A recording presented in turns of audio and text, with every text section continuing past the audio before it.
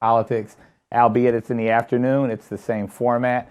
I'd also like to welcome Real Times Media National News Director Mark Hayes, who will join us throughout our discussion with General Motors CEO Mary Barra. Mary, welcome. So great to be here. Thanks so much. I mean, it's fantastic. The day is beautiful, the weather's nice, and we're coming out of some challenging times. So I'm glad that we're able to sit down in person, yes, 6 feet apart, right, albeit still with our mask off.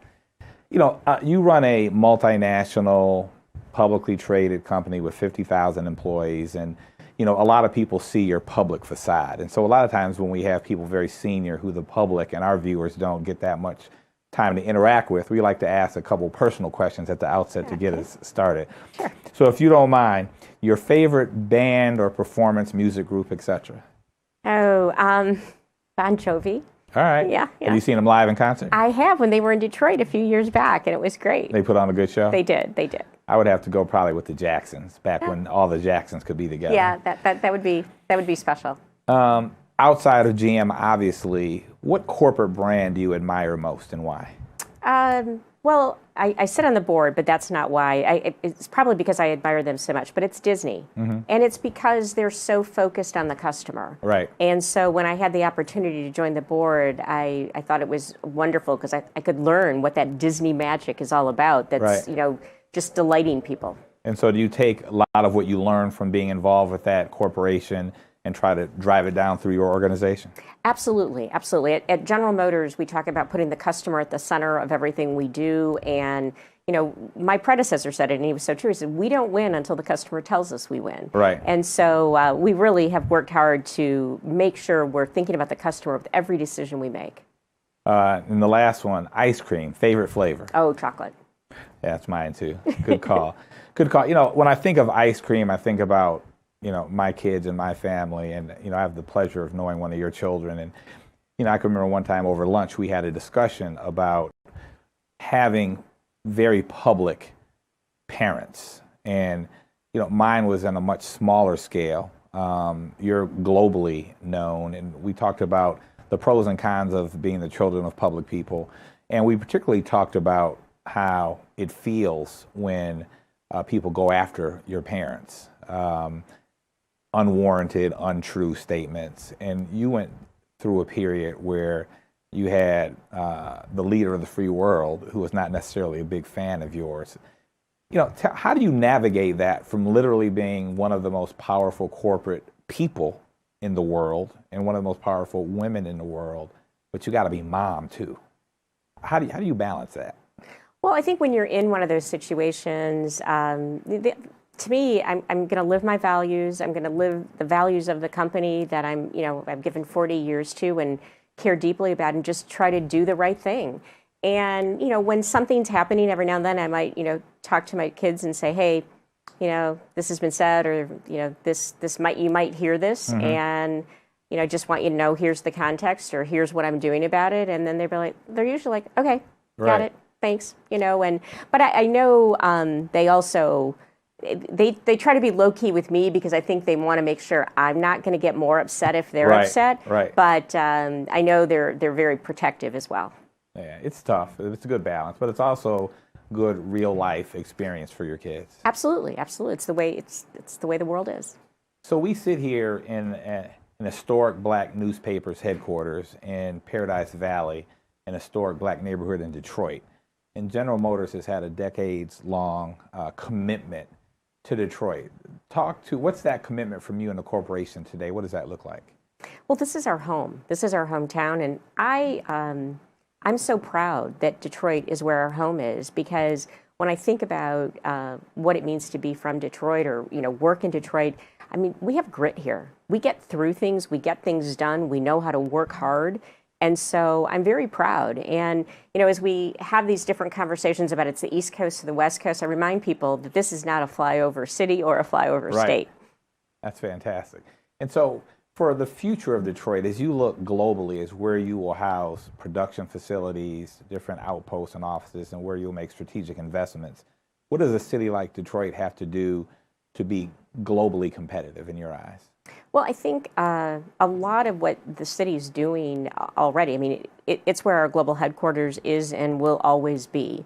And, I look at the investment that we just made in Detroit, or making in Detroit-Hamtramck. It'll be the Huge. first. Thank you. Well, the first plant, and very personal to me because it was a plant that I had the opportunity to be plant manager earlier in my career. So I was just there last week, and we're talking to some of the people that were there when I was there, and Right.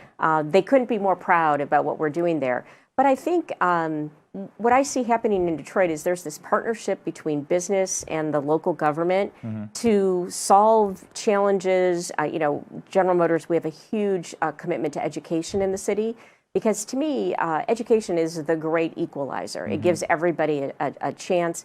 And so I think the productive work that we're doing together is what's going to make sure that Detroit has a very bright future. Mary, last spring, late spring or early summer, you stood with the mayor and Reverend Anthony and 8 other of your peers and made some very strong commitments. And separate and aside from those commitments, you stood yourself alone and early, and on behalf of your company, made some very strong commitments as it relates to social inequities, economic inequities, all rooted in large part from George Floyd. I mean, when you talk about your personal feelings, when you saw, I mean, we all have seen on the news, and we know that interactions with the police have not fared well for a lot of black folk for a number of years. It's not new. But to see for several minutes, really, a murder being conducted on television in front of everybody's eyes, what did that mean to you personally? How did you feel? Well, the sad thing was with George Floyd, it was not the first. Right. There had been other issues, and so I think because you could watch it and see and look and go, this can't be happening. This can't be happening here.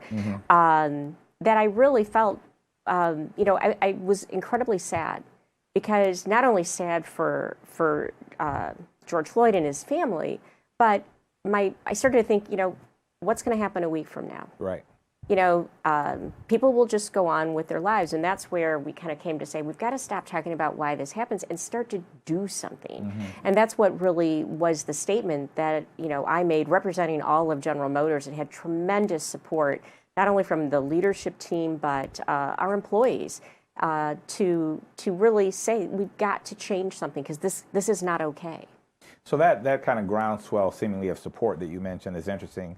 And that was a question I had in mind, because you have a fiduciary responsibility to a lot of folks, employees, suppliers, the markets. Did you take into consideration at all any sort of consumer pushback or discontent from some segment of your consumer base that maybe were not thinking along the same lines you were? Not really, because it became a question. One of the things I talk about at General Motors is we're going to do the right thing even when it's hard. And not that I'm saying this was hard, because to me this was the right thing to do. But we talk about it at General Motors, and we have for years, from before I was in the CEO role, about the need for inclusion, and that's going to lead to better business. So when I think about it from a shareholder, from a supplier, from a customer, from an employee, from a union community, it's the right thing to do. And so talk about, my partner Mike Carr is famous for saying you can't boil the ocean. And a lot of people, when you make certain pronouncements, they want action next week. They want tangible evidence next week. But with a large institution the size of yours, you can't make true, lasting institutional change that will last far beyond your exit at some point. You can't do that overnight. So talk about what you're doing inside of General Motors, and are you happy with the pace thus far? I don't think you can ever be happy with the pace. We are on a journey because we want to become the most inclusive company in the world, but I'm always quick to say that's not a title I want to hold. I want General Motors to hold alone. I want every company to achieve that, because then and every institution, because then that starts to be the world I think we all want to live in. And through forming the Inclusion Advisory Board, thank you for giving us your time. I've really enjoyed it. It's been great. Well, and the conversations that we have had, the fund that we started, and the donations we're making to drive change. But I think to me, what I'm most proud of, but where I know we still have a long way to go, and we just had a town hall today. Telva Magruder, who's our Chief Diversity, Equity, and Inclusion Officer, and I hosted, and we had at one point over 2,000 people participating in this town hall virtually, is getting everybody to think. And we talk about, when I get pushback, because I do, even internally, I say, how can you not want to have an environment where everybody can come to work and be their best self, be valued for what they do, be their true self, and bring that to work? How can you not want that? And then, the other, and this I learned from a lot of listening discussions that I've been a part of, when somebody said, at the end of the day, it's how you make other people feel and how they make you feel is how we're going to create this culture of inclusion and belonging. And I think we're on the journey. Of course, we have more to do. You mentioned the board, and I'm always cautious because people ask me about it because they know I'm on it. And I try to give broad strokes about, what we're talking about and what we're doing, because a lot of it is proprietary. But what I've been very impressed about, and what I do tell people all the time, is like, you are a marker on every call. Like, you're in every meeting and you're participating. And a lot of times senior leaders will create some sort of panel or council and they'll delegate. But you've not delegated. You are in every meeting, you participate in the formation of the agenda, and I just think that means a lot in terms of setting the tone at the top and setting an example at the top. Well, again, it was something that we committed to do, and I feel very strongly that people have to see that it's very important to myself, to Mark, to the senior leadership team, but I'll also tell you it's very important to our board of directors. I mean, we report out regularly. In fact, we have, in our upcoming board meeting, we'll have a whole diversity, inclusion, and equity update, and we're being held accountable by the board to make sure we're driving real change, sustainable change, and like you say, something that's going to live far beyond any leader that's here today. Right. Talk about your board, the composition of the board. I mean, a lot of what happens inside of an organization, changes being made, goals being sought, the public does not see. But what the public can see, if they so happen to take a look, is composition of your board, which in some instances you're really pursuing the goals that you're discussing. So talk about the composition of your board. Sure. Well, our board, we have a wonderful board of incredibly talented people who bring great expertise to General Motors and the overall strategy as well as the governance of the company. But we're about half female, and we have Hispanic and African American representation as well, and then as well as a broad array of experiences. And so, and we also very much to bring all issues forward, to to debate issues and to have deep conversations to ensure that we're driving the company forward in a way that's going to be sustainable and is going to drive growth. As before we got live on air, I mentioned to you that we had an inordinate amount of questions coming from the viewers, and I didn't assume that it was because they wanted to hear from me. So I'm going to ask you one more question. Sure. I'm going to kick it to Mark to take questions from the viewers. I mean, do you have any advice? I mean, some of your corporate peers probably said, well, let's let Mary jump in the water first and test the temperature and see what happens. And they kind of held back, and some haven't acted yet or made any really public pronouncements yet. What advice would you have to some of your corporate peers in leadership? Well, I think it's, you've always got to act with what's consistent with what your company believes and the values of the company. But at General Motors, we really do believe in the power of diversity, and that's going to make the business better. And today, when you think about the competition for talent, it's going to create a culture that people are going to want to be a part of. So I would challenge people to look at the most basic parts of their business and really think through why moving forward to become more inclusive, more diverse, providing equity and a true sense of belonging, how that's not going to make the business better. But I have to also tell you, I'm a member of the Business Roundtable where there's about 200 companies, and Doug McMillan, who chairs it, led a special subcommittee going after many different areas. I'm working on the education and workforce, and we had a special subcommittee to deal with racial inequity in addition to the work that we're doing broadly. So I was really proud to see many, many companies engage. That's fantastic.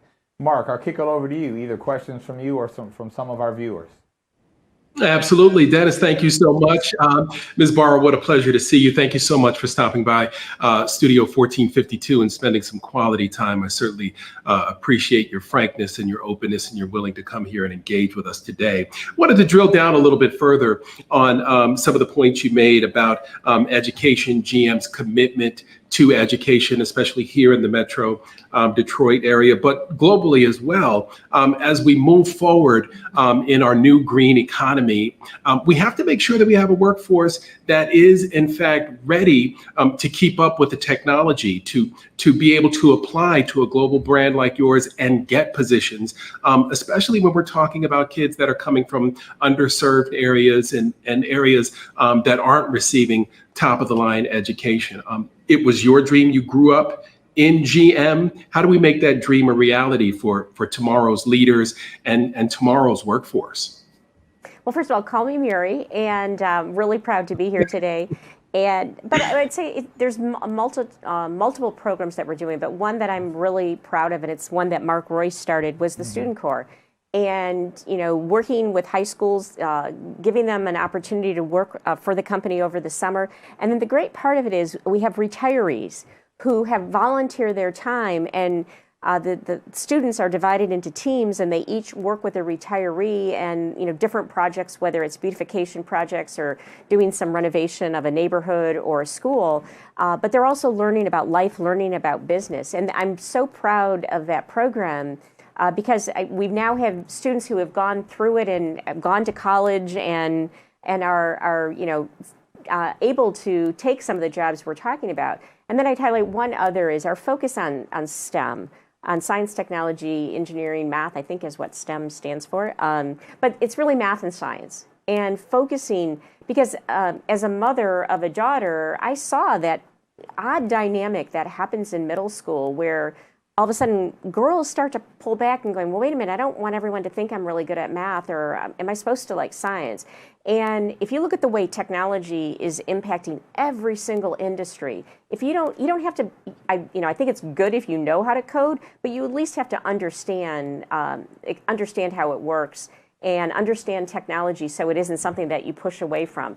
And so we do a lot of work there to make sure at that critical middle school age, young girls and young boys, for that matter, are not stepping off the STEM track because once you step off, it's pretty hard to step back on. That says, I believe the auto industry will change more in the next 5 to 10 years than it has over the last 50.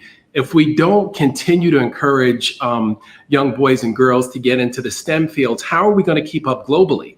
I would imagine this is something that is on your mind continuously as you try to develop a workforce that can compete to be number one overall around the world. Well, you're absolutely right. If we don't make sure we have the technical talent in this country, because companies already, there's a shortage. And so we need to make sure that we're providing the education and providing teachers with the skills they need to make sure that they are teaching the latest technology and getting students to be excited. So it is something that we spend a lot of time on in our corporate giving. One of our pillars is education. And that focus is to make sure we're creating more resources as people go through K through 12 and then on to college or into other pathways to get into these technical fields. I wanted to ask you, you talked a little bit earlier about your family and the ability to balance, and I really appreciated your answer, but I wanted to know if you felt any added pressure being Mary Barra, being the CEO of a globally iconic brand. Do you feel any more pressure to show young ladies and women that you can have enormous success in corporate America and still be in the carpool line and get the snacks for the soccer game? You know what? I love that question because, I'm really proud of the fact that even as I was in this role, I made it to almost every one of my children's sporting events because it was really important to me. And that meant that sometimes I was flying late at night or getting that last report written, early in the morning to be able to do that. But those are really important. And I would say one example is when my son was in high school and in his current affairs class, the question was, who is the CEO of General Motors? And I guess someone wrote Nick's mom. And I was like, I said, if somebody marks that wrong, you call me, because I am Nick's mom, and I'm proud of that. And and Rachel, with Rachel, her friends, and just, I guess, spending time with them so they know I'm just a regular mom. And I'm really proud of that. So I wouldn't say it's an added pressure. I would say that the position comes with tremendous responsibility, because I feel like I'm representing 155,000 people, and I want to make sure that they know how special the team is at General Motors. And then for my family, like I said, the mom job's pretty important to me.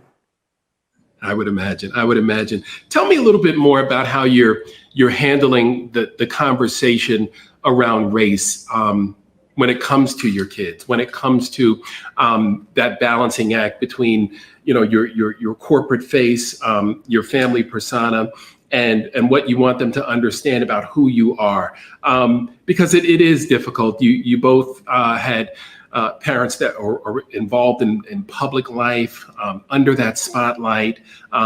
People say things that aren't so flattering, and you have a family. It's personally very difficult, and I want to know a little bit more about how you deal with those things when it comes to the family, when it comes to making sure that people understand your true character. You said that the company is going to do what's right even when it's difficult, and just kind of speak to making sure that you can keep your personal values in line with your corporate values too, because I know that has to be difficult at times. Well, and I would say from a senior leadership perspective, the team that I lead of about 15 people, we collectively own the values for the company, the behaviors that we ask everyone to live, and we tell everybody, hold us accountable. If you see us not demonstrating one of the behaviors that we think are key to General Motors and consistent with who we are and what we believe, call us out, because we all have to hold each other accountable. And I think that's very important. And from a very personal family life, it's having those transparent conversations. And often we learn because the four of us have very different experiences. And somebody can say, well, I think this. Well, what? Have you thought about this? Have you experienced that? My friend deals with this.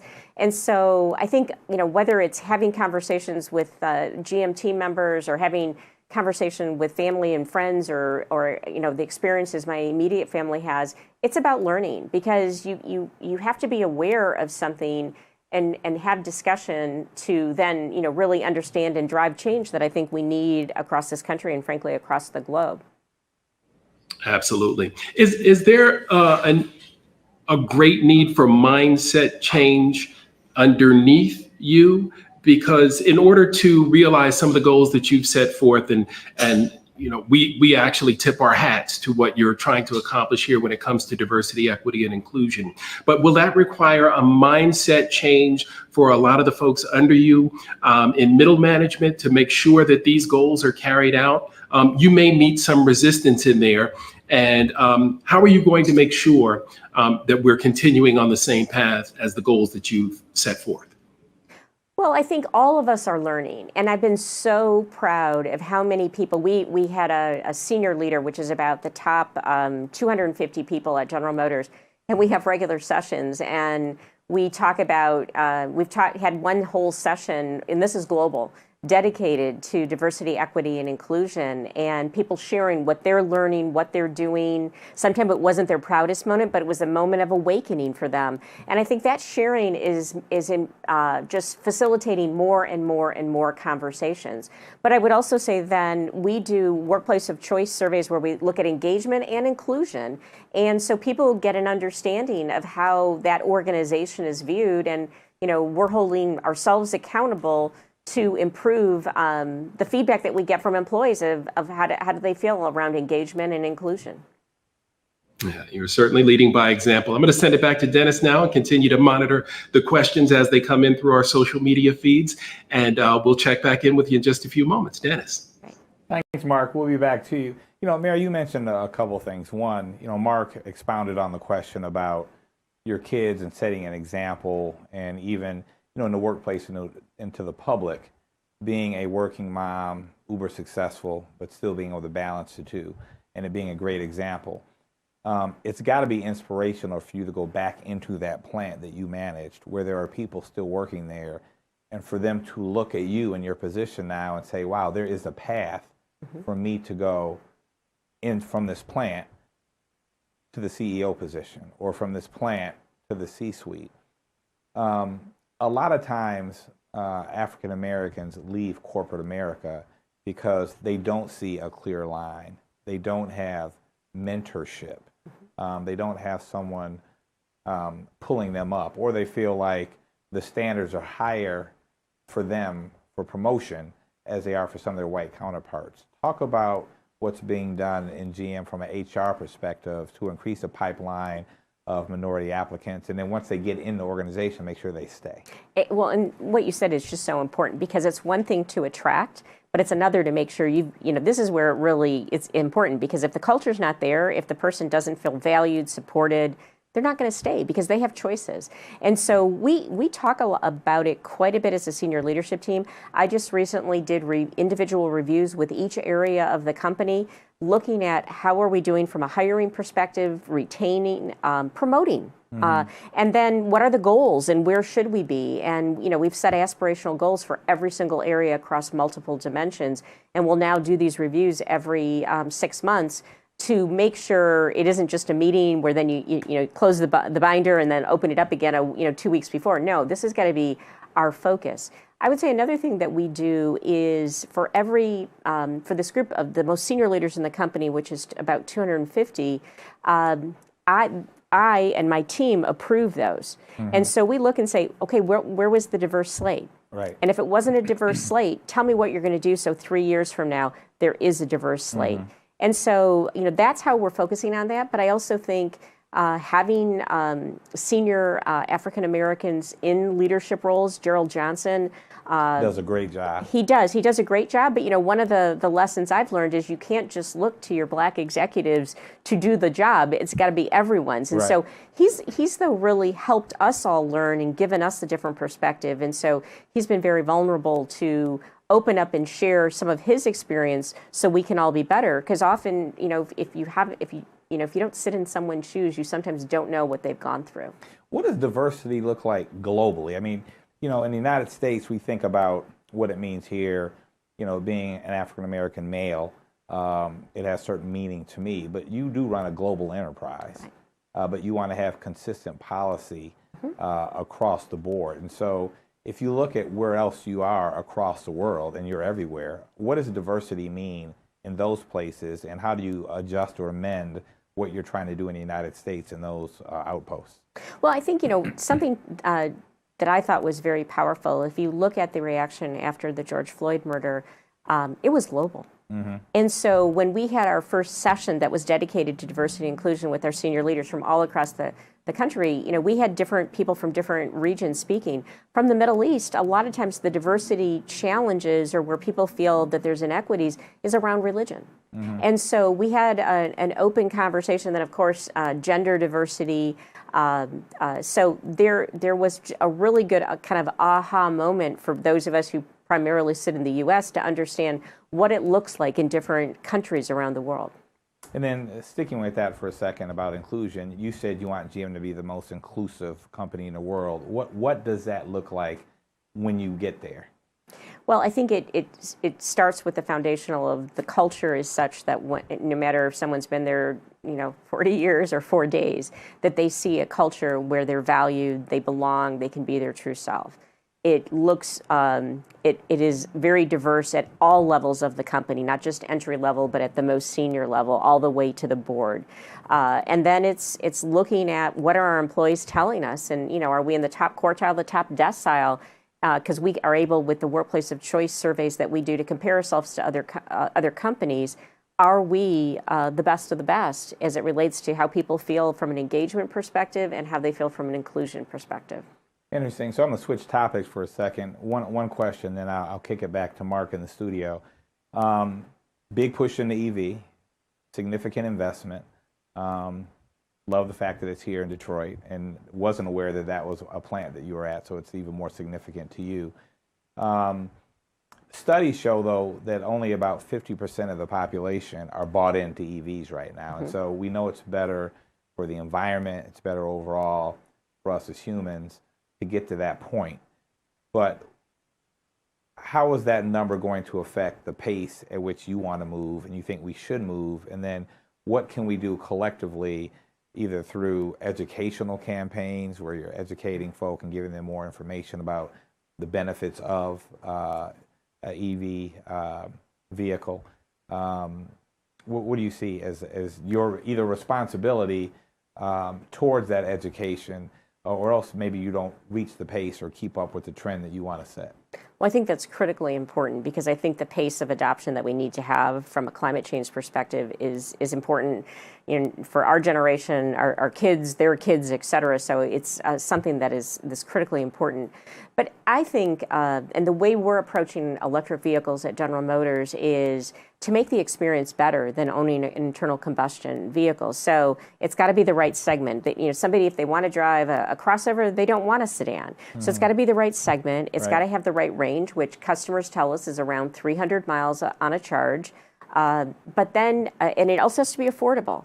And we need to look at total cost of ownership, because fuel costs are different than charging. So, but again, it's that monthly bill that you're paying. Either you're paying it in a car payment, an insurance payment, and at the gas pump, or you're paying it, the first two and then, lower. So you have to look at that overall. But we believe that we can create a ownership experience that's better. And one of the key things to do that is a charging infrastructure. So right now, customers tell us, I want to charge at home. It's the most convenient. And think about it. When you charge your phone, you don't worry about how long it takes to charge. You plug it in when you go to bed or when you're going to be away for a while, and it charges away. That mindset, people are right now, well, I need to have charging stations as much as there's gas stations. Actually, you don't. But not everyone has a garage. Not everyone even has an assigned parking spot. So that's where we have to work with communities, and the federal government, I think, is taking a leadership role with the Biden administration to say we've got to have a robust charging infrastructure that's truly for everyone. And then, of course, when that day that you're traveling from point A to point B and it's more than 300 plus miles, having a robust fast charging network as well. And that's what we're working on with a collection of startup companies, existing companies, and communities in the federal government to make sure that as we have more and more electric vehicles available in the market, people know they have a better situation from a charging perspective. Well, I will tell you, when I was last with our friend Deborah, I sent her an email immediately after. I said, sign me up for Lyric. All right. It's beautiful. Yes. I'm looking forward to it. Mark, I'm going to go back to you in the studio. All right. Thanks, Dennis. I'd like to get signed up for one of those too. Mary, we wanted to give you an opportunity, though, to respond. Exactly. Is that right? Okay.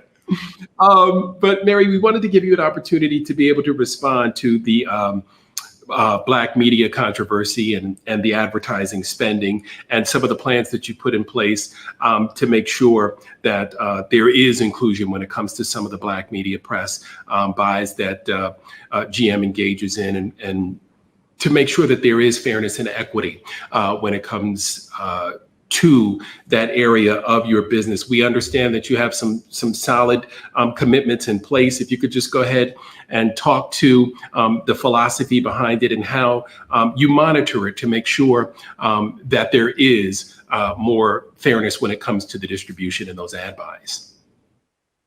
Well, I think if you're on the journey to become the most inclusive company in the world, when you get praise or when you get criticism, you have to take it seriously, and you have to look objectively and say, how can I be better? And so as we looked at our diverse media spend and specifically Black media spend, we recognized that we could make some changes to be better. We looked and said, because General Motors is such a large company, we probably focused on scale at the expense of understanding companies that could add a tremendous amount of value. And so we changed processes. We also started an incubator, and we also listened. I would say I participated, I think it was 7 or 8 sessions with many different companies, and said, tell us how we can be better. What do you perceive as changes we could make or barriers? And implemented, I think, virtually every suggestion that we made, and then set a goal for ourselves to, by 2025, to have 8% of our spend be with Black-owned media. And so we learned, we made changes, and I'm really proud of the team for how quickly they moved forward and said, you know what, this is how we can be better and be more inclusive, and you know what, it's going to be better for the business. Yeah. How difficult was that period for you? There was an ad taken out in the free press. That has got to be very, very difficult to deal with, especially in a senior leadership situation for you. How did you work through that internally? I would imagine there were plenty of hearty discussions. Well, we did have internal discussions, and I will tell you personally, it really hurt because, I feel like I've worked really hard my whole career to, if people ask me to explain my leadership style, I say it's inclusive. I like to collaborate. I like to hear different points of view. So it was hard, but again, when somebody's criticizing you, to me, I'm always going to look at how do I become better from going through this experience.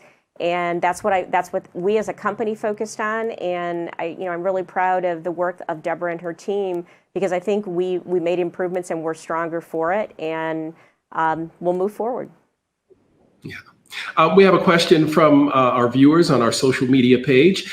Susan Watts would like to ask if you've considered the importance of keeping and maintaining the green spaces we have in Detroit neighborhoods, and to give GM's perspective on the trends for green spaces in urban areas. Well, I think, if you want to have successful urban areas that people live, work, spend discretionary dollars and their time, you need to have an inviting opportunity, and green spaces are an important part of that. I'm really proud of all the work we've done on the riverfront, because I remember I was one of the original 50 people when General Motors bought the Renaissance Center, that I was in the first 50 people to move into the RenCen. And when I look at the way it was now to the way we have, a beautiful area to walk, and people leverage it. Every now and then I happen to have the benefit with my office to look over it, and in the summer there's no day better when you see the fountains and you see children running through them, and just it's joyful. Or I've been here on the weekend, and the bus or the biking groups that go up and down the river. So I think it's vitally important that it's a place people want to be, and green spaces are a part of that. Absolutely. We have another question from Alana Pitlawani. She says, have you considered implementing a Mark of Excellence award targeted toward strides in DE&I? This could help bolster even more support. Well, we have a recognition system in the company already where it's a peer-to-peer where anyone can recognize anyone else, and it's based on our behaviors. And because last year we added the behavior be inclusive, people can recognize each other frequently on what they're doing to create an inclusive environment. And I see a lot of those. And I think that kind of recognition that's fast and frequent is probably even more powerful than whether something that's monthly or once a year. So I'm really proud of how it's taking hold. All right. You mentioned the federal government, and when you were talking about your electric vehicles initiatives, and as I'm sure you're aware, the debate continues over infrastructure, and there doesn't seem to be much moving forward in that area, in that conversation, when it comes to our government leadership right now. How active will you be in trying to move that discussion forward? Because this is incredibly vital to what you do, to the products that you manufacture, and your ability to help us transition into a more environmentally friendly vehicle. Well, I think this is one of the goals of the current administration, the Biden administration, and I think there's a place to find common ground. So I'm a people talk about, is your glass half full or half empty? Well, mine's always 3/4 full. So I believe this is so important that we're going to find a way to get the key elements. It may not be everything that's currently in the bills, between the two groups right now, but I believe we'll find some middle ground that's going to advance, because I think fundamentally people do agree that climate change is one of the most important issues facing our generation, and we have to take steps. And we have been and will continue to be very vocal, very supportive, and also providing the whys and helping people understand, what does it really mean and how does it affect, an individual consumer when they're making a choice of, am I going to buy an internal combustion vehicle or electric vehicle? We'll continue to do that. Right. What does that look like, Mary? Is that going to be an educational campaign? Will that be a marketing campaign? What is that going to look like to help the public understand the need for more environmentally friendly vehicles? Well, I think it's all of the above, and it's a marketing campaign. From an advertising perspective, we already have everyone in, and we think it's showing people it is for everyone, and that it's going to be many different forms of vehicles or segments to reach people, because often people need a vehicle to live their life the way they choose to live it. So we're not going to change that. And that's where I think General Motors is uniquely positioned, because we're a full range manufacturer. We've already, over the last few years, invested in the Ultium platform, which allows us to do a wide variety of vehicles off this platform quickly. So I think we're just going to continue to do that, but it's educating our dealers so they can educate consumers. It's direct education. It's advertising. It's talking to governments at the local, state, and federal level and across the globe, and we'll continue to do that.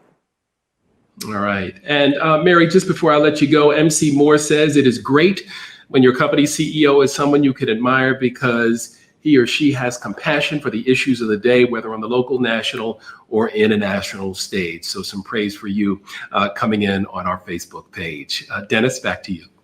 Thanks, Mark. We talked a lot about, Mary, about EV, but you've made other very sizable investments in other businesses, Lyft for one. Do you see additional investments like that being strategically made on behalf of the organization? Well, I think one of the most strategic investments that we made was in Cruise, and we bought Cruise and we're able to create an environment where the founder and co-founder said, "I want to be a part of this," and now that 40-person group is almost 2,000 people. And we just last week were the first to be awarded a license in San Francisco to be able to give commercial rides. And we have a development plan that I'm very pleased with how it's progressing. So autonomous vehicles, I think, are going to be a very important way that people move in the future. I mean, they follow all the traffic laws. They don't drive impaired or distracted. And when you look at today, and the numbers were just out, I think about over 37,000 people lost their lives in the U.S. alone. I believe this was last year's information, but it's the latest information. 90% of those fatalities are attributed to human error. So imagine if you have an autonomous vehicle that doesn't have those human errors. Right. I think we can move to safer transportation. And I also think autonomous vehicles change our cities to, getting back to green space, give us back more space, because you don't have to park right next to where you're going. You can be dropped off, and the vehicle can be, charged or staged in an area that's close, but not next door to where you need to be. So I see tremendous opportunity with autonomous vehicles. It's funny. It reminds me of the Jetsons. As a kid, you Exactly. see these cartoons, and it seems so futuristic, but that's actually the now. I agree. I used to watch the Jetsons, so yeah. Have you been in one of these yeah. self-driving vehicles Yes. out in traffic? Yes. And what's the experience of it? Was it freak you out at the beginning? Well, at the beginning, you're like, whoa, this is kind of strange. But I have to tell you, 2, 3, 4 minutes in, you're like, this is good, this works, this is, and then you're just intrigued with the technology and how Right. sophisticated it is. But very quickly, when people talk to me about, autonomous vehicles are going to be so hard to get people to trust them, I'm like, we need to get them in them. Because Right. once people experience it, I think they're going to be sold. And we've seen that with, right now, we have semi-autonomous driving, what we call Super Cruise. Yeah. And, again, getting people to have that experience, it's one of, so I've been in this business a long time, and over 85% of people, once they've experienced Super Cruise, have said, I either won't buy another vehicle without it, or I strongly prefer it. That's pretty high praise for a technology. And so, again, I think it's experiential that's going to be key to getting AV adoption, excuse me. And to me, the pace of how fast cars have become technologically advanced. I think it was about 2013 when the XTS and the ATS had the touchscreen, the Cube was introduced. Yeah, right. And at the outset, it was like, this is weird.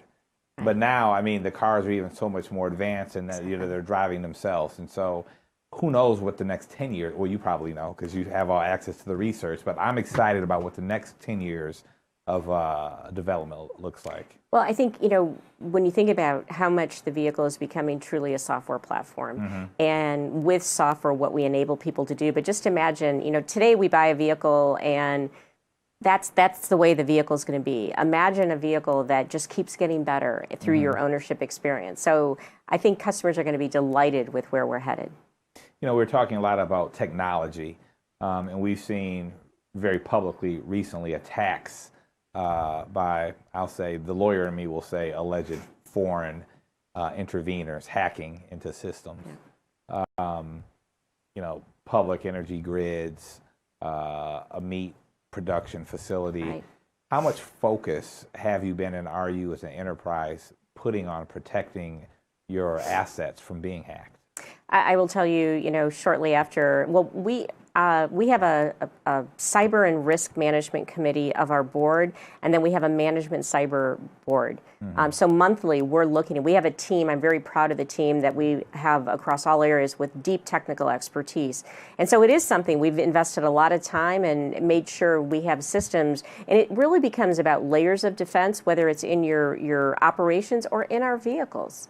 And so we've rolled out a new vehicle intelligent platform, started in 2019, that really, because you think about it, the vehicle is going to be out for years, and as technology keeps advancing. So we've done a lot of work there, and continue to be very diligent on making sure we're ahead or providing protection for our customers and for our business and our employees. So Mark mentioned earlier, he talked a little bit about federal legislation. If you could wave a magic wand and get any legislation passed that you wanted that would affect your business or the environment, et cetera, what would that be? Well, I think infrastructure overall, this is something we need to invest in this country. We haven't, and when you look at our roads or our bridges or some of the different failures we've seen, I think we need an investment in infrastructure. But as we do that, we need to make sure we modernize it for not only what is available today but tomorrow, which means comprehending how AV, autonomous vehicles, and electric vehicles can improve all of our lives. So I'd say that's one pretty high on my list. So, Mary, black folks are intensely loyal, sometimes to a fault. And we definitely support brands that we feel support us. So I'm looking over here at this clock, and it says 20 seconds. So in 20 seconds, tell us why we should buy GM vehicles. Well, I think because we have created these vehicles around the customer. When I think about Cadillac and the heritage of Cadillac and the loyalty, critically important. But all of our vehicles are focused on improving the experience for the customer and making their life easier as they move from point A to point B. Look, you are extraordinarily busy, and on behalf of, well, not as busy as you, but on behalf of Hiram and Mark and the Real Times Media team and the Michigan Chronicle, we appreciate you not only participating, but agreeing to come here to our studio in Paradise Valley to do so. So thank you very much. Well, I really appreciate the opportunity. This has been really special, and for us to be able to share what's happening at General Motors from a diversity, equity, inclusion, and a little bit about our futures was a lot of fun. So and be careful, because we're probably going to ask you to come back. I'll look forward to it. All right, thank you. Thanks to all our viewers. Mark, great working with you, brother. Everyone have a good afternoon.